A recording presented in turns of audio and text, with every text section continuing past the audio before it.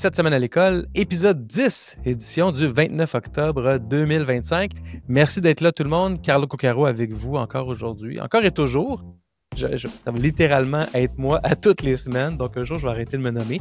Merci d'être là, merci d'être à l'écoute. Cette semaine, l'épisode est un épisode un petit peu différent parce qu'on n'aura pas d'entrevue de la semaine. On va faire l'épisode complet avec ma co-animatrice Céline Lamy parce qu'on parle d'un sujet complexe, la violence éducative ordinaire, la petite violence. Donc, tu sais, les tapes sur les fesses, les tirages de bras, les insultes, la violence psychologique aussi qu'on peut faire à nos enfants ou qui est faite à l'école à nos enfants. On en parle, c'est un gros sujet. C'est un gros sujet pour deux raisons. Parce que c'est, je dirais, très présent dans la vie de nos enfants. C'est très présent dans notre vie. Nous, c'était pire avant. Les stats, vous allez voir, sont très parlantes à cet effet-là. Donc, on va en parler. Donc, c'est un sujet qui est émotif quand même. On se souvient des fois où on en a vécu. On se souvient des fois où on en a commis. Donc, c'est important qu'on en parle pour trouver des approches. Le but, c'est pas de se taper sur les doigts. Le but, c'est surtout de s'améliorer et de voir de quoi nos enfants ont vraiment besoin pour devenir des enfants épanouis. Et c'est ce qu'on fait dans l'épisode d'aujourd'hui. Mais sans plus attendre, on va aller retrouver Céline pour notre revue de l'actualité, qui est aussi très riche encore cette semaine.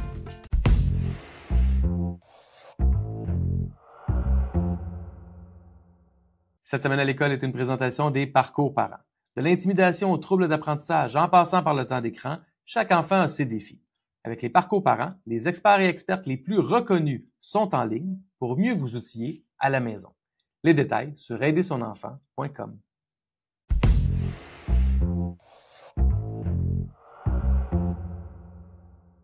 Céline Lamy, pédopsychiatre, comment vas-tu? Ça va bien, Carlo, et toi? Ça va très bien. Tu sais que quand on se parle, je te présente toujours avec ton titre. Oui. Parce que je le fais pour l'épisode pour rappeler aux gens que tu es pédopsychiatre. Je pense que ça ajoute du poids à l'épisode qu'on fait ensemble. Et parce que tu es pédopsychiatre, il se passe beaucoup de choses dans le monde médical ces temps-ci avec la nouvelle loi adoptée sous bâillon par le gouvernement du Québec. Et comme on a un volet actualité, ben, il faut que je te demande quelle est ta compréhension? Quel est l'impact que tu vois de cette loi-là qui force un peu une forme de productivité liée à la rémunération? Puis on voit les médecins se mobilisent beaucoup. Donc, j'aimerais avoir ton point de vue là-dessus, Céline. Bien, ce qui me préoccupe, c'est le mot justement productivité face à la question du soin et du care. Je comprends effectivement, tu sais, qu'on doive, oui, on doit rendre service à la population, c'est notre job, c'est notre passion aussi, donc ça, c'est une évidence. Mais Ouais. ce service, c'est pas à n'importe quel prix en termes justement quantitatifs, parce qu'on sait dans de nombreuses spécialités, puis par exemple la mienne en pédopsychiatrie, qu'au plus vite on va, au plus on peut se planter et risquer justement des faux diagnostics. Donc la question de la temporalité, du temps que je passe avec mes patients, avec les parents, c'est essentiel. Plus effectivement on me demande de faire vite, plus je suis à risque de passer à côté de certains éléments. C'est valable pour tous mes confrères. C'est ça qu'ils disent. Vous voulez qu'on en voit plus, mais la qualité du soin va en pâtir. C'est ça qui me préoccupe vraiment. J'ai l'impression vraiment que les deux grands systèmes, le système éducatif puis le système de santé, sont vraiment, vraiment mis à mal en ce moment. Puis je vois effectivement l'avenir de nos enfants dans tout ça. Puis c'est surtout ça qui me préoccupe. Oui, absolument. Tu sais, les médecins sont dans une position délicate, je trouve, parce que ce qu'on voit dans les sondages, c'est la population semble être derrière le gouvernement, un peu contre les médecins. Puis j'ai tendance à penser que tout ça, ça date d'il y a 20 ans à peu près au Québec. Ça fait 20 ans que les médecins, disons les syndicats de médecins ou les ordres, vont dire au gouvernement, donnez-nous plus d'argent et on va régler le problème. Ou donnez-nous plus d'argent, on va avoir plus de patients. Et là, on est 20 ans plus tard et la situation des soins médicaux, des médecins de famille, est peut-être plus désastreuse qu'elle l'était. C'est comme si la population a perdu confiance dans cette... Oui, quand on a un médecin, on est content, on le sent humain, on le sent professionnel, mais globalement, on n'a pas confiance que les médecins sont ceux qui vont proposer les bonnes solutions parce qu'on les sent beaucoup trop à l'argent. Là, je généralise, mais c'est le sentiment que moi, je sens de la population. Comment tu vois ça? Comment tu interprètes cette réalité-là? Le narratif a changé. C'est donnez-nous plus de moyens. Et effectivement, ça, c'est quelque chose qui n'est pas forcément entendu. Puis moyens, c'est pas la question de la rémunération uniquement. C'est surtout la question, moi je le vois lorsque je fais un diagnostic, lorsque je fais des recommandations, je vais ensuite envoyer le patient vers des professionnels. Et c'est ça Ouais, qui nous manque. C'est les professionnels ouais, ouais. après qu'on ait fait nos actes médicaux. C'est-à-dire, je fais des recommandations en disant, je l'oriente vers le CLSC, vers tel type de professionnel. Puis là, on me dit, bah oui, on va le mettre sur une liste d'attente. Donc, tu vois comment c'est un petit peu sournois. On nous dit, diminuez les listes d'attente, les médecins, faites plus vite. Moi, je veux bien en voir plus. Mais une fois que je diminue la liste d'attente au niveau médical, alors va se créer une autre liste d'attente en aval, en amont, je sais jamais, je m'excuse. Je pense qu'il y en En aval. aval, Par ouais, après, ouais. après nos recommandations, puis ça ne règle Ouais, pas le problème. Il y a des coupures dans les CLSC, il y a des professionnels qui manquent, il y a des coupures partout de toute façon. Donc oui, effectivement, on a besoin de moyens après, effectivement, nos actes médicaux. Donc, je pense que la question du moyen, c'est pas uniquement la question de la rémunération. Mais ouais. j'entends effectivement, tu sais, quand je vois la population qui me dit vous êtes privilégié, etc. Moi, je suis la première à dire effectivement on a des revenus qui sont extrêmement confortables. Ça, c'est pas la question de ce côté-là. Mais oui, la question du moyen. Donnez-nous les moyens Ouais. de travailler en équipe. Quand j'entends effectivement qu'un chirurgien est prêt à opérer, mais qu'il ne peut pas ouvrir une salle parce qu'il manque de professionnels, on a un sérieux Ouais, c'est problème. ça. Puis ça, c'est pas le médecin. Puis le parent à la maison qui a besoin, par exemple, qui a besoin de tes Mhm. services d'évaluation en pédopsychiatrie, les délais d'attente sont extrêmement longs. Puis le parent à la maison, il dit, ben, mon enfant est en détresse ou a des grands besoins ou on me parle d'autisme, mais je ne sais pas. Puis que ça prend, je ne sais pas combien de temps ça prend pour te rencontrer en évaluation, mais si ça prend 6 mois, 12 mois, 18 mois, c'est long, C'est 18 mois. extrêmement long. Les listes d'attente dans les services hospitaliers sont effectivement longues dans certaines spécialités, mais parce qu'il faut aussi avoir la, la réalité de ce que c'est une évaluation en pédopsychiatrie. En tout cas, quand Ouais, j'évalue, c'est ce que je te disais, je vais d'abord rencontrer le parent. Ça peut prendre des heures lorsqu'effectivement je reçois un jeune de 10, 12 ans. Il faut revoir toute son histoire depuis sa naissance. Ça prend des heures. est-ce que c'est une exagération, ça, Céline? Dans le fond, des fois, j'entends les médecins dire ça nous prend des heures, mais en fait, c'est un cas sur 10 qui prend des Non, heures, non, non. les autres prennent 15 minutes. Dans ton cas, à toi, est-ce que c'est une Ben, exagération? en pédopsychiatrie, c'est la réalité, en tout cas, d'un travail que j'estime bien fait.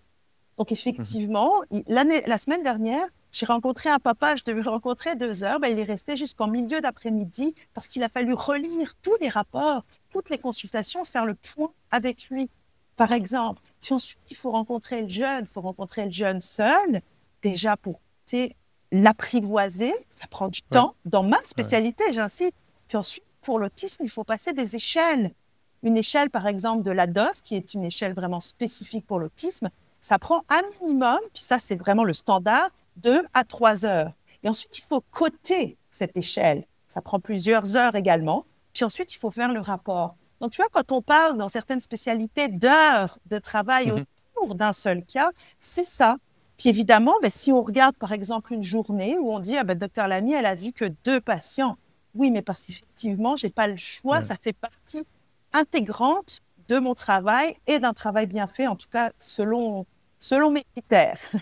Et pour conclure là-dessus, quel impact est-ce que tu connais ou qui n'est pas connu des attentes envers toi et ton travail? Est-ce que le gouvernement s'attend à ce que tu passes de une moyenne, et là j'invente les chiffres, de 2 patients par jour à 4 patients par jour ou la loi adoptée n'est pas claire encore Non, pour c'est toi? pas clair par rapport à cela, mais ce qui est clair, en tout cas pour nous tous, c'est qu'il n'y a pas de considération des particularités de chaque spécialité. Puis tu sais, Hmm, même pour le médecin de famille, quand on parle d'un 8-10 minutes par patient, ça ne fait pas de sens. C'est-à-dire que le patient ouais. doit, en 8-10 minutes, on doit faire quoi? Écouter un symptôme, essayer de trouver la solution, expliquer le plan d'action, les recommandations. Quand je vois que le ministre Dubé, à tout le monde en parle, a dit qu'en 10-12 minutes à la télé, il a trouvé ça très, très difficile d'expliquer son plan, ben, j'ai eu envie de lui dire, ben voilà, monsieur Dubé, effectivement, mais c'est ça que vous demandez à mes collègues médecins de famille, puis ça, c'est inacceptable.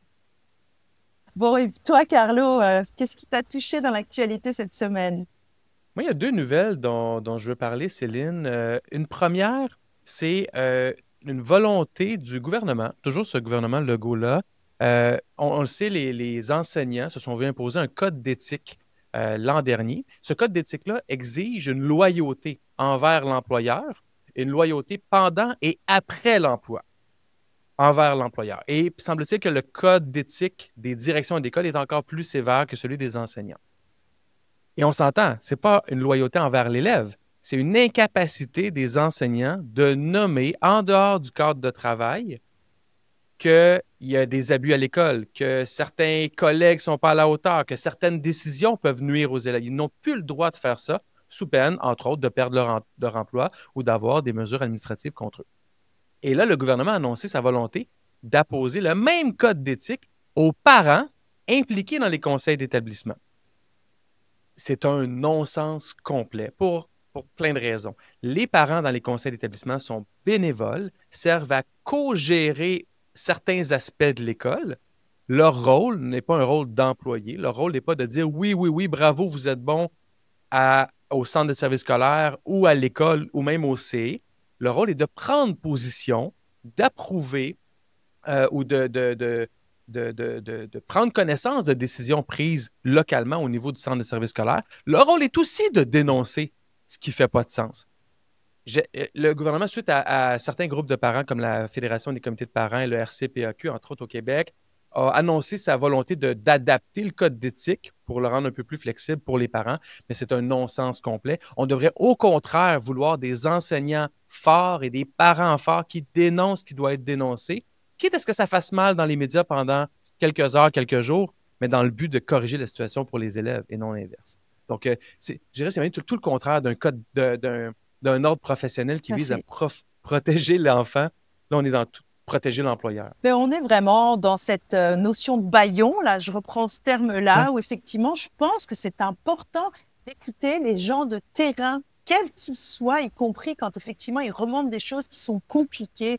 C'est important. Puis les gouvernements devraient justement être assez solides pour dire j'accepte la controverse, j'accepte la critique. Là, il y a vraiment l'idée de toute personne qui ne sera pas d'accord avec moi doit se taire sous peine de sanction. C'est aussi ce qui se passe dans la nouvelle loi pour les médecins. Si tu incites ou tu es soupçonné d'inciter à quelque chose, alors c'est 500 000 $ d'amende. Donc, je ne sais pas comment ça s'appelle, mais si je demandais à ChatGPT comment s'appelle un système où on bâillonne la critique, et on favorise la délation et on encourage la délation. Je ne préfère pas prononcer le mot, mais effectivement, c'est quelque chose de très inquiétant pour la démocratie au sens large.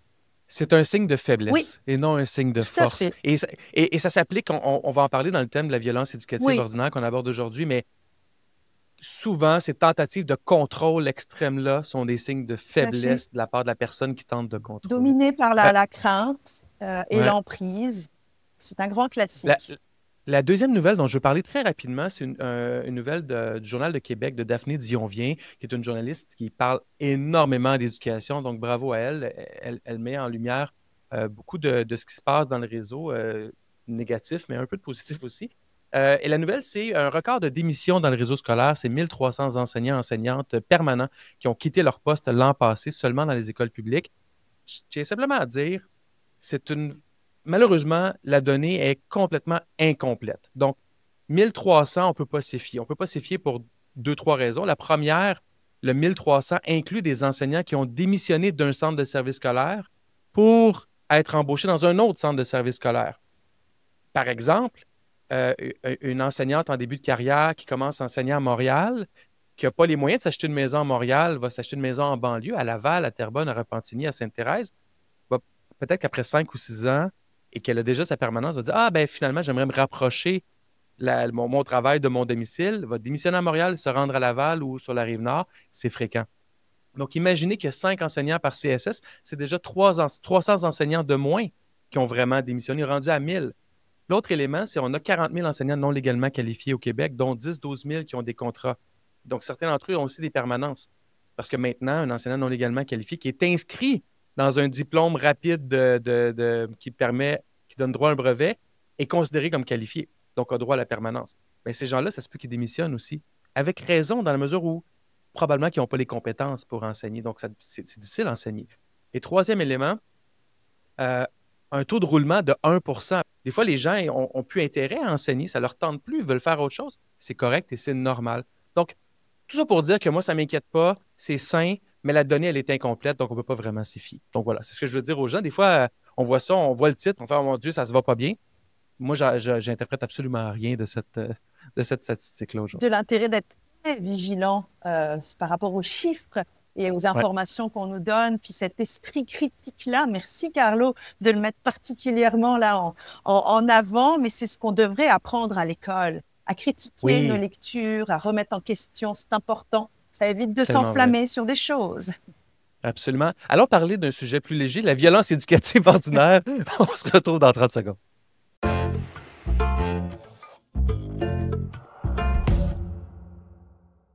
Céline, aujourd'hui, on aborde le thème de la violence éducative ordinaire, qui est un thème que je trouve tabou. Tabou parce que je pense qu'on en a tous été victimes, puis je pense qu'on en a tous commis au moins un peu. En tout cas, moi, comme parent, je sais que ça m'est arrivé. Puis il y a une nouvelle étude de l'Institut de la statistique du Québec, l'INSPQ, qui vient avec des données vraiment intéressantes. Puis on va commencer avec ça, puis après ça, je vais tout de suite te relancer, Céline. C'est 28% des enfants, donc à peu près 450 000 enfants, c'est beaucoup, qui ont été victimes de cris, d'insultes ou de menaces au moins 3 fois dans la dernière année. 13% d'enfants ou 217 000 ont subi au moins une fessée, une tape ou une gifle. 3,1% ont vécu des violences sévères, donc violences physiques graves, des coups ou l'utilisation d'objets. 3,1%, donc c'est 50 000 enfants, c'est beaucoup. Et 8% des enfants vivent aussi dans un climat de négligence, donc des besoins physiques ou affectifs non comblés. Aujourd'hui, on parle de violence éducative ordinaire, donc on n'est pas dans la violence grave ou la négligence, mais explique-nous ce que c'est la violence éducative ordinaire, Céline. Ben, ça regroupe en fait les violences physiques dites mineures et les violences psychologiques, ou émotionnelles ou affectives.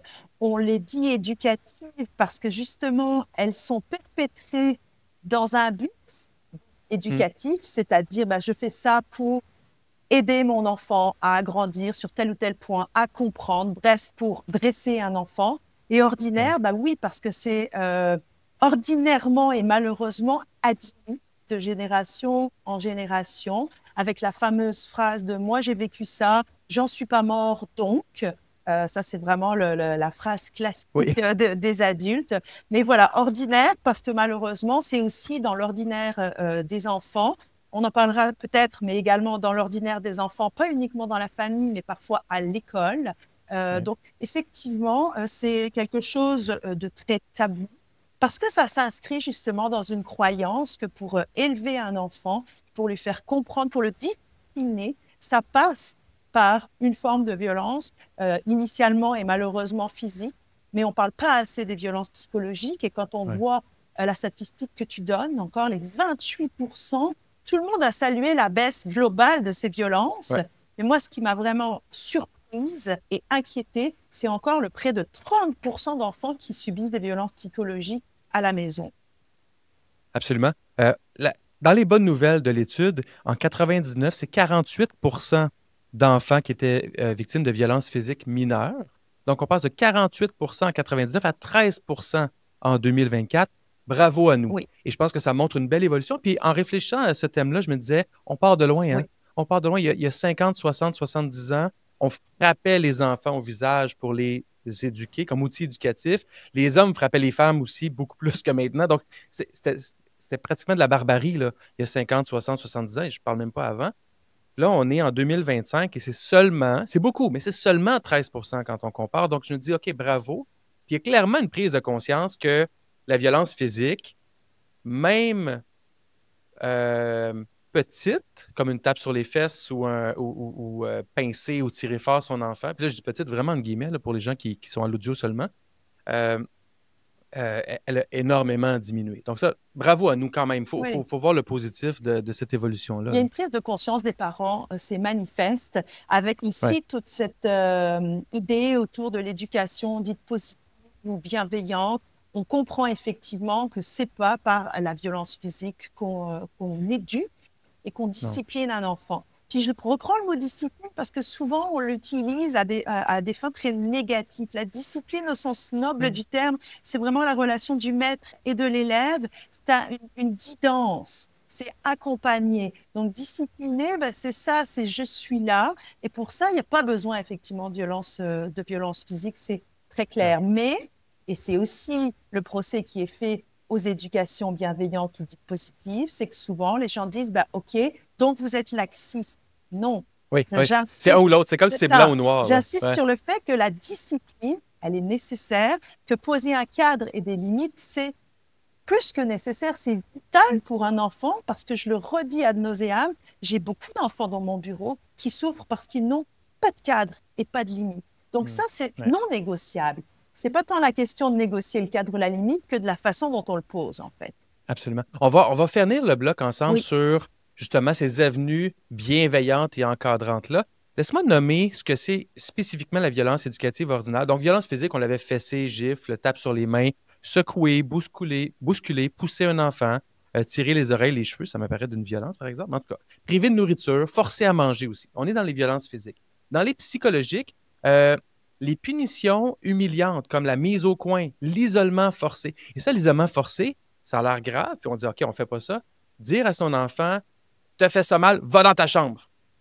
Mais c'est isoler l'enfant. Puis l'enfant, là, puis tu le dis tout le temps, le cerveau, il est immature. Il va dans sa chambre, mais là, il est en isolement. Oui. Même si on n'est pas dans une prison. C'est une privation, en fait, de l'affection. Malheureusement, c'est souvent ça qui est accompagné dans le va dans ta chambre.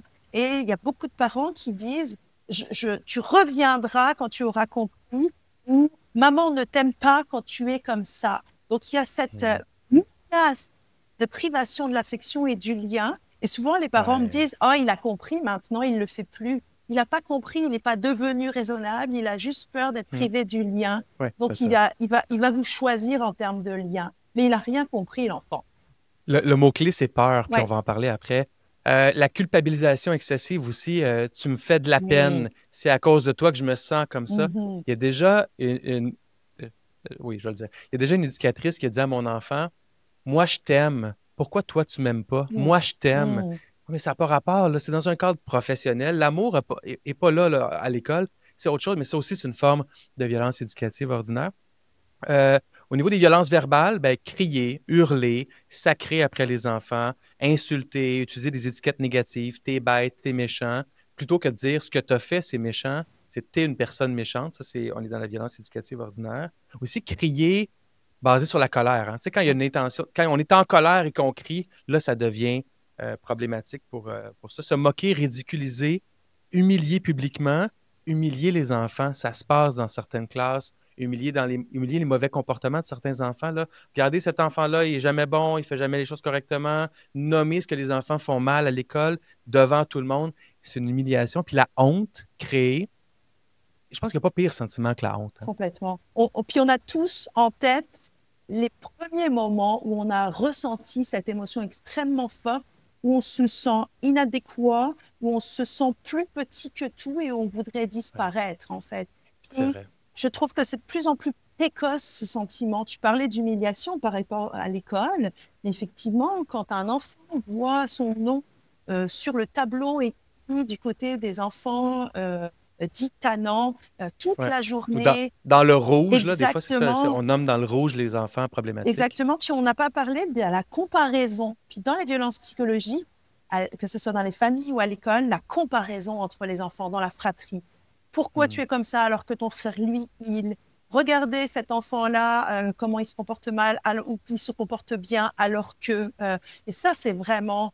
tu sais, on est dans cette société-là où on se compare, où effectivement, on pense qu'en mettant les enfants en compétition, ça va booster une forme de compétitivité, d'agressivité, puis que ça va leur faire ressortir le meilleur d'eux-mêmes. Non, ils se sentent particulièrement accablés et eux, dans leur tête, processent le « je ne suis pas suffisant ». Et je vais te demander en tant que pédopsychiatre, quel est l'impact réel sur le cerveau et le développement des enfants. Mais pour te lancer là-dessus, j'ai le goût de te dire, comme adulte maintenant, on se souvient quand on était enfant, quand on en a vécu de la violence ou de la violence éducative ordinaire de la part de nos parents. Ça ne nous marque pas. Ce n'est pas tous les événements qui nous marquent, mais il y en a qui nous marquent et qui sont gravés dans notre tête. Et quand on est parent, et je vais prendre l'exemple de mes parents à moi, ils m'ont nommé récemment, quelquefois, je regrette tellement d'avoir fait tel truc, d'avoir dit telle chose, d'avoir commis tel geste. Ça nous marque Oui, comme parents. Et ça m'apparaît preuve concrète que c'est négatif. ouais. Ça nous marque au fer, là. Quand on le vit ou quand on le commet. Mais on réalise que ça nous marque en tant qu'enfant. Mais moi, j'ai réalisé combien ça avait marqué mes parents. Combien, effectivement, Mm. alors que je pensais justement qu'après avoir pris une grosse fessée, mes parents s'en moquaient, etc. Je réalise, pareil, en Ouais. parlant, j'entends mon père en parler avec beaucoup d'émotion. Je me dis, mon Dieu, que c'est des moments qui l'ont marqué et où il s'est senti à bout, dépassé, en perte de contrôle et où il n'est Ouais. pas fier de ça. Donc, tu sais, Tellement. c'est retenir ça, puis se dire, OK, mais on est des générations marquées par ça, on est bien capable de bien mieux. Oui, absolument. Donc, quels sont les impacts concrets, là, je dirais chimiques ou biologiques Mhm. de ces violences-là sur le cerveau en développement de nos enfants? Ben, en fait, là, on parle quand même de violences répétées, violences physiques mineures répétées ou psychologiques. Je veux absolument dire aux parents que lorsque ça dérape, parfois, c'est pas ça qui va avoir un impact sur le cerveau. C'est quand même important de ne pas virer dans la psychose.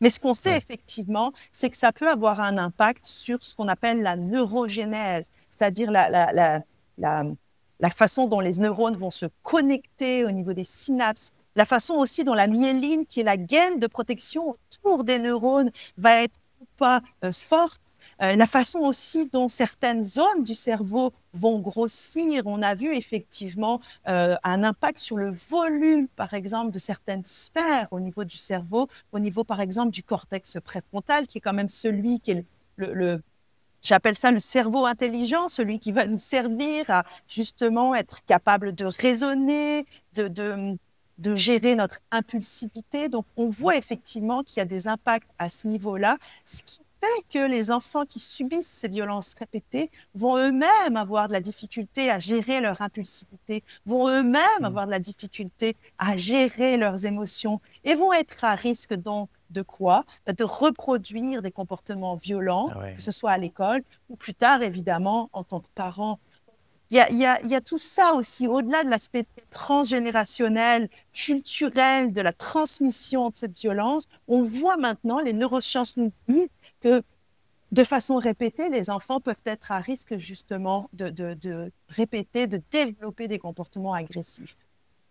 Tu sais, la raison pour laquelle les parents commettent la violence éducative ordinaire, puis c'est la raison pour laquelle ça s'appelle comme ça, c'est que l'intention, c'est d'éduquer. Oui, L'intention, c'est de, disons, briser un mauvais oui. comportement puis amener un bon comportement.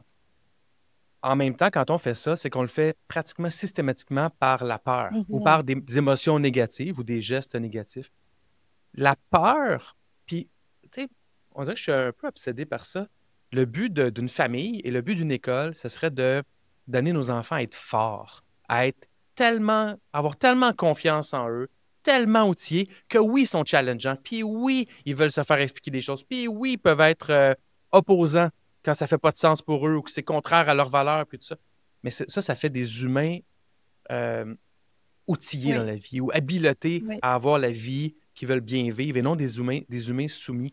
Puis cette peur-là, c'est comme si on disait à nos enfants, je veux que tu te soumettes, je veux que tu es inférieur, mhm. tu dois te soumettre pour être accepté.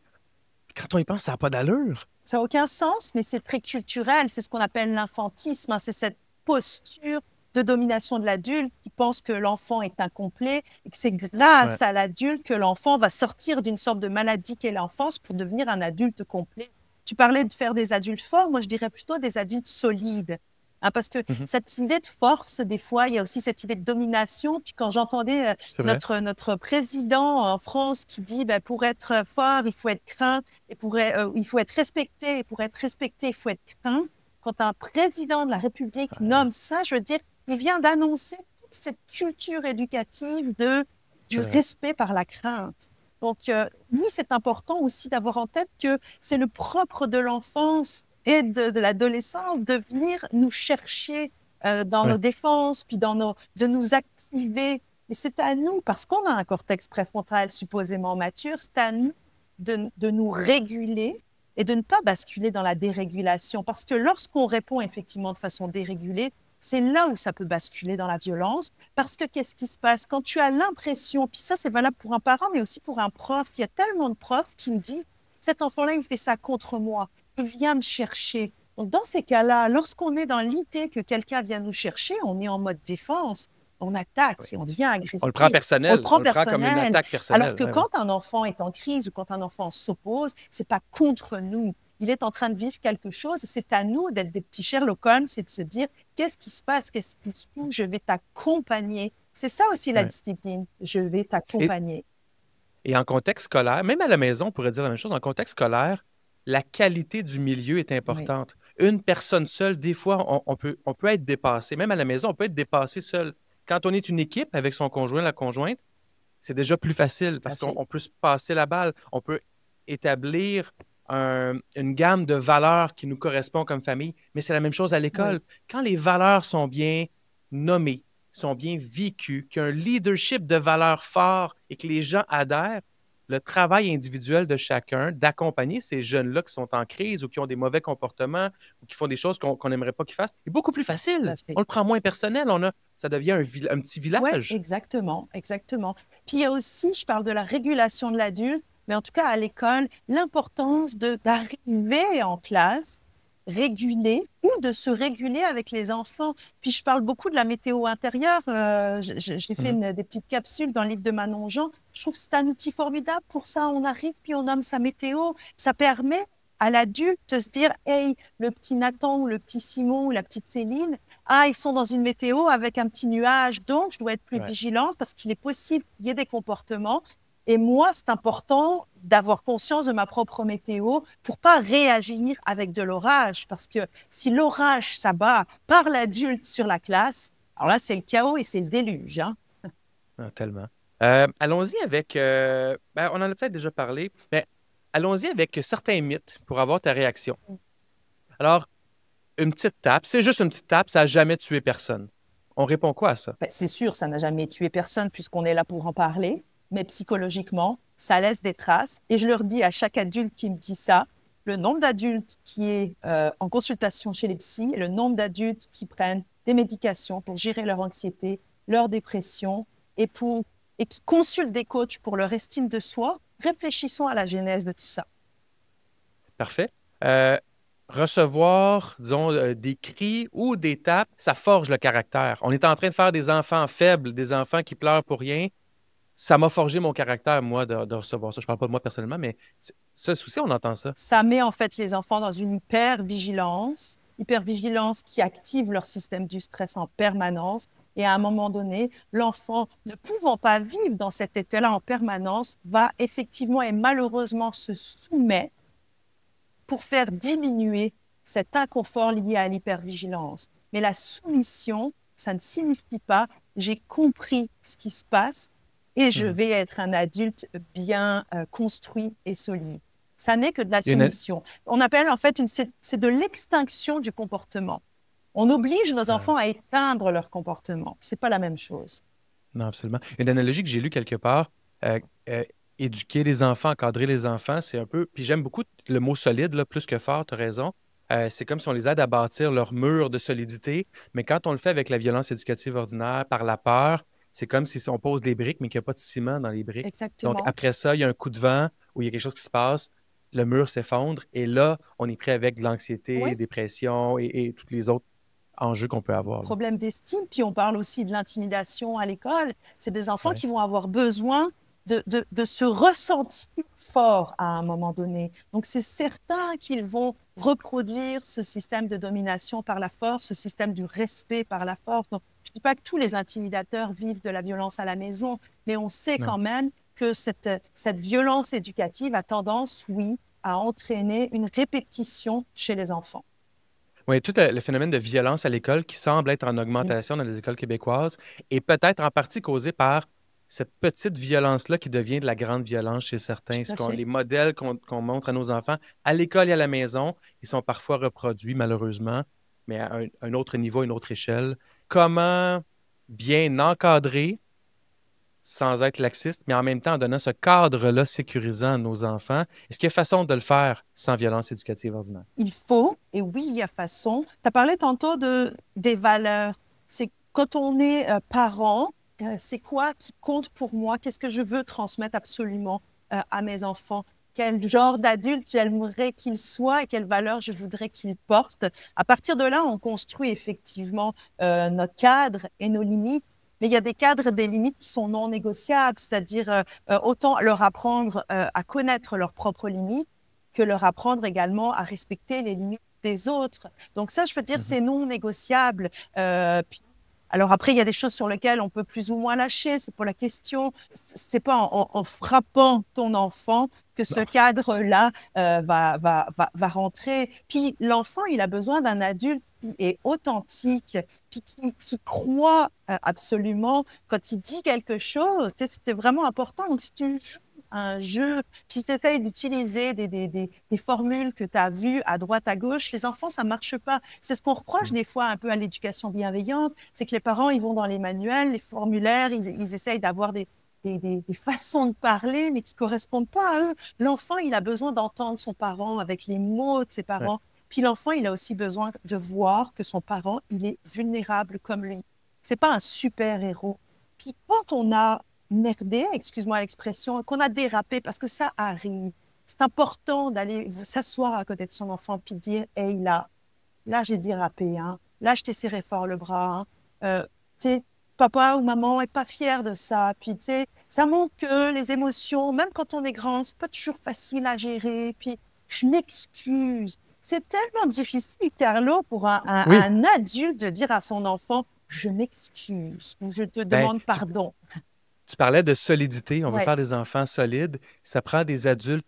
Ça montre de la solidité que d'être capable de nommer ses vulnérabilités, de nommer ses faiblesses, de nommer des erreurs qu'on a faites à nos enfants. Puis, juste pour ajouter sur ce que tu dis, nos enfants, ils sont des humains à part entière. Ils ne sont pas des sous-humains. Ils ne sont pas inférieurs à l'adulte. Ils ont besoin d'un cadre. L'adulte est là pour les accompagner. Mais parfois, à la maison, parfois à l'école, on l'entend, ça. Ils n'ont pas les mêmes droits. Ce ne sont pas des adultes. Non, ce ne sont pas des adultes. On est d'accord. Exact. Mais ce sont des humains à part entière. Et on mélange souvent, ceux qui l'appliquent mal, l'éducation bienveillante, on voit ça comme la facilité. Ah, ben, c'est facile, on y va avec le plaisir. Non, c'est pas ça. Pas du tout. C'est difficile d'être bienveillant. Parce que la beauté, je pense, dans l'étude de l'INSPQ, c'était une majorité de parents qui commettent de la violence éducative ordinaire ont aussi des très, très bonnes approches à d'autres moments. Donc, la violence éducative ordinaire vient souvent dans ce trop-plein-là de fatigue, d'opposition, de manque de ressources. C'est quand on arrive là qu'on en commet. Mais rarement, le parent va se dire, à la première seconde, je vais crier après mon enfant pour qu'il comprenne. Non, c'est rare. Effectivement, on est dans des moments où ça dérape, où on est dérégulé. Effectivement, c'est pour ça que souvent, je dis, je ne vois pas trop pourquoi on a eu besoin de parler d'éducation bienveillante, parce que pour moi, à partir du moment où effectivement, on essaye de faire au mieux pour notre enfant, déjà, on est dans une posture bienveillante. Puis je ne sais plus qui disait bienveillance, il faut entendre bien veiller. Puis je pense que c'est ça, c'est je veille sur toi de façon douce, attentive. Mais ça ne veut pas dire que je vais te laisser tout faire, parce que je sais que si je te laisse tout faire, parce que tu es immature, tu pourrais te mettre en danger, etc. Donc, je vais te laisser expérimenter des choses tout en étant là et en étant garant de ta sécurité, de ton intégrité physique et psychologique, même si ça fait de moi parfois un parent achalant. Mais c'est aussi la beauté de la parentalité, c'est d'accepter, je le dis souvent, d'être du côté des vieux cons. Tu sais, ceux qu'on disait de nos parents que c'était des vieux cons. Eh bien, ça y est, maintenant, c'est à nous. Alors, il faut dealer avec ça. Ouais. C'est drôle parce que mon garçon, des fois, il me dit là, je veux pas te parler, tu me dis toujours les mêmes choses, arrête de me dire ça. Puis là, j'ai tout le temps, j'arrêterai jamais de te dire ça. Puis, il y a comme une forme de, je vois ses épaules baisser. Ah, okay. Oui, voilà.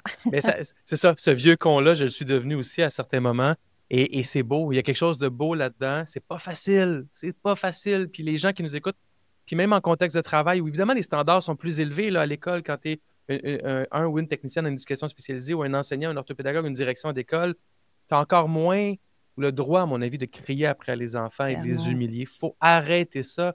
Mais oui, c'est difficile. Puis oui, ça prend un village pour élever un enfant, surtout à l'école. Mais il faut s'engager dans cette voie-là. Il faut nommer. J'ai entendu récemment, dans certains milieux, on m'a transmis cette information-là dans des conversations ou par courriel, une pseudo-justification de crier après les enfants, en disant non, non, mais moi, je le fais, il y a un but éducatif derrière.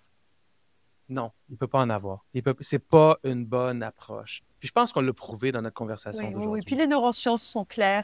Puis je le redis, tout ça, ça donne de l'hypervigilance et n'importe quel adulte va comprendre que quand tu es en hypervigilance dans une forêt parce que tu te fais courser par un ours, cher Carlo, ben non, tu ne vas pas t'arrêter pour apprendre le théorème de Pythagore. Tu ne peux pas mobiliser ton cortex préfrontal. Donc, Non. toute hypervigilance dans une classe empêchera l'enfant de se mobiliser. J'ai appris dans ma recherche que l'article 43 du Code criminel canadien permet aux parents de frapper leurs enfants pour des visées éducatives, donc clairement de la violence et de la violence éducative ordinaire. Et ça m'apparaît en contradiction complète avec tout ce qu'on essaie d'enseigner et à nos enfants et aux adultes de la société.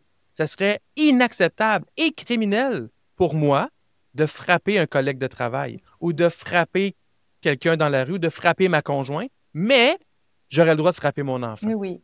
Alors qu'on devrait surprotéger nos enfants. Comment ça se fait que c'est encore là au Québec? Au Canada, excuse-moi, comment tu vois ça? Ben, Canada et Québec, oui. Euh, c'est un retard incroyable. Et puis, moi aussi, je l'ai découvert il n'y a pas si longtemps que ça. Je ne pensais pas du tout. Quand on voit que dans les pays scandinaves, en Suède, c'est interdit depuis mon année de naissance, 1978. Je parlerai de la France, c'est arrivé très tardivement, je dirais peut-être 2009-2010, au moment de la naissance de mes jumeaux. Mais apprendre effectivement qu'au Canada, dans mon pays, c'est encore légalement autorisé. Alors, il y a des histoires de tout dépend de l'intensité de la force appliquée. Rien que ça, c'est incroyable. Je pense qu'il est temps de légiférer par rapport à cela, Absolument. parce que ça effectivement met certains enfants très à risque et certains parents dans une impunité incroyable qui justifie encore et toujours le côté bienveillant de cette façon de faire pour dire c'est de l'éducation. Je pense qu'on est rendu à nommer les choses telles qu'elles le sont. C'est de la violence, Oui, c'est inacceptable, sans nécessairement envoyer les parents en prison tout à fait, c'est pas la à la question. première offense d'une tape sur les fesses. C'est pas ça le but.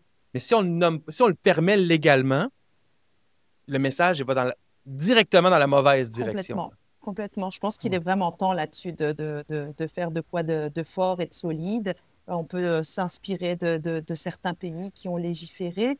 Ça ne veut pas dire, comme tu le dis, qu'on va punir ou pénaliser les parents, mais je pense que c'est important de penser peut-être à des groupes de soutien, parce que derrière un parent qui perd les pédales, qui se dysrégule, c'est que c'est des parents qui sont extrêmement isolés, dans des huis clos familiaux, souvent avec des enfants qui ont aussi des défis, des parents qui sont extrêmement démunis. Donc, c'est toute une famille qui souffre, en fait. Donc, je pense que c'est plus cette visée-là qu'il faut avoir plutôt quelque chose de coercitif et de punitif. Et on l'a nommé, hein, souvent, c'est dans les débordements, c'est quand on atteint notre limite de compétence, d'énergie, que ça arrive plus souvent. Puis évidemment, il faut aider les parents. Puis là, je vais faire une petite plug professionnelle là-dessus. C'est la parentalité, c'est pas inné. Moi, je dis souvent, nourrir son enfant, se l'est, mettre une plaque de tôle au-dessus de sa tête pour le protéger, se l'est. Tout le reste, c'est de l'acquis. La réalité des familles d'aujourd'hui est complètement différente d'il y a 2, 3, 5 000 ans, puis on a le même cerveau. Donc, il faut apprendre à devenir parent. On vit avec une expérience parentale qui nous suit, éducative qui nous suit. On devient parent. Nos enfants ont des besoins particuliers ou ont des enjeux, des défis à certains moments. Il faut développer ces compétences-là, mais pour ça, on a besoin d'aide. Tous les parents ont besoin d'un coup de pouce. Certains sont plus autonomes que d'autres, mais il n'y a pas de honte à dire non, non, j'ai besoin d'un coup de pouce. Et j'ai fondé aidersonenfant.com, qui est un organisme pour outiller les parents avec ce constat très, très simple-là. Peu importe quel type de parent on est, peu importe où on habite, quelle est la valeur de notre maison, on a tous besoin d'aide et d'accompagnement à certains niveaux. Et Et je pense que comme société, on commence tranquillement à le comprendre. Oui, Il faut s'aider comme parents, il faut oui, s'entraider. Ça prend une société qui va dans la même direction. Il ne faut pas laisser les parents eux-mêmes non plus. complètement. C'est difficile. Puis sortir de certains mythes, par exemple de l'instinct parental ou de l'instinct maternel, où on sacralise certaines choses en disant, bah, c'est ça, il y en Ouais. a qui sont faits pour être parents et d'autres pas. C'est faux. Tu l'as dit, être parent, c'est une rencontre à laquelle on ne peut pas s'attendre. Je ne sais pas ce que va être ce nourrisson, comment il va, quel défi il va avoir. C'est une rencontre qui va se faire petit à petit avec de la multiples adaptations. Pas oublier que quand on devient parent, on réactive aussi des schémas d'attachement qu'on a eu petits, qui viennent nous insécuriser. Donc, avoir un enfant, c'est une nouvelle façon de repenser notre enfance, de repenser notre attachement. Donc, c'est un cadeau que l'enfant nous fait quand il vient nous challenger, et plutôt que Ouais. se dire, c'est contre moi, de se dire, hey, pourquoi j'ai été activée à ce moment-là? Qu'est-ce que ça vient réveiller en moi? Mais y compris, pas forcément dans l'enfance, mais qu'est-ce que ça dit de mon état de fatigue? Qu'est-ce que ça dit du fait que peut-être que je suis plus capable au travail, puis ça me rend irritable, puis que je devrais adresser ça plutôt à mon patron plutôt que de m'en Mm. prendre à mon enfant? Parce que c'est aussi ça la réalité des parents actuels, hein, dans notre société C'est vrai. néolibérale. Ils sont à bout, on, Il manque de on temps. manque de temps, et puis c'est sûr que l'enfant, et malheureusement, c'est le punching bag de beaucoup d'adultes à cause de cela. Mais réfléchissons aux vraies raisons de notre mal-être. Est-ce que c'est ce petit coco qui nous regarde avec cet amour inconditionnel? Parce que je le répète, il nous aime tellement de façon inconditionnelle, même quand on dérape. Ces enfants-là, ils oublient tout, puis ils nous font un gros câlin. Il faudrait qu'on soit capable, effectivement, de voir ça. Céline Lamy, merci beaucoup pour la belle conversation. Salut Carlo, à bientôt.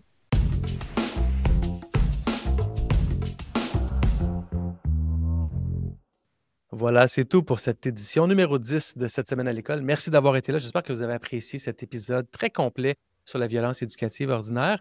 Encore une fois, partagez dans vos réseaux le balado. Tous ceux qui écoutent au moins un épisode apprécient beaucoup et ont tendance à en écouter plus d'un.